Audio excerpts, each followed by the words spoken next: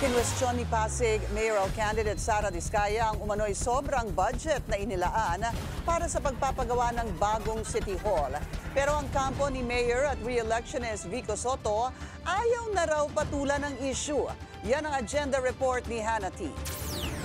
Ang 9.6 billion dapat ipamuhunan sa tao, di lang sa gusali. Ganito ang komento ni Pasig mayoral candidate Sara Diskaya sa halaga ng planong New Pasig City Hall building. Una nang sinabi ni Pasig City Mayor Vico Soto sa isang panayam na base sa konsultasyon sa ilang eksperto, di na pwede ang retrofitting sa lumang City Hall. Batay din sa visual observation, kita ang mga bitak o mga sira sa lumang gusali.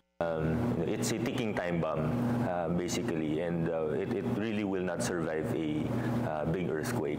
Nakakapag-ipon din ng Pasig ng 1 bilyon kada taon na anya pwedeng magamit sa transformation ng bagong City Hall building nang di naaapektuhan ng mga programa ng syudad. Nagbahagi ang Diskaya Camp ng detalyadong breakdown sa plano nilang alternatibo sakaling si Diskaya ang hahawak ng pondong ito. Parehong laki raw ng bagong City Hall ang plano niyang itayo na future-proof at earthquake-proof sa halagang 2.7 billion lang. Meron din siyang planong 11-story hospital para sa syudad na nasa 500 million pesos daw ang proposed fund. 5 naman na 11-story housing buildings sa halagang 2 billion. Suma total, nasa 8.7 billion lang ang mga ito, kasama ang iba pang mga proyekto. Kilalang developer ng mga gusali ang pamilya Diskaya na nagmamay-ari ng St. Gerard Construction. Sapagkat hindi naman po pakikipag-away ang nais namin.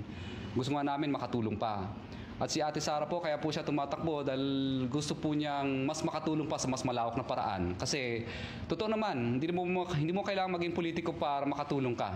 Nakakatulong po kami ng 5% sa sarili naming paraan. Sinubukan ng Bilyonaryo News Channel kunin ang panig ni Mayor Vico tungkol dito. Pero ayon sa kanyang kampo, di raw papatulan ng alkalde ang ganitong issue at mas gusto niyang tumutok sa kampanya ng Team Giting ng Pasig. Para sa agenda, Hannah T. Bilyonaryo News Channel.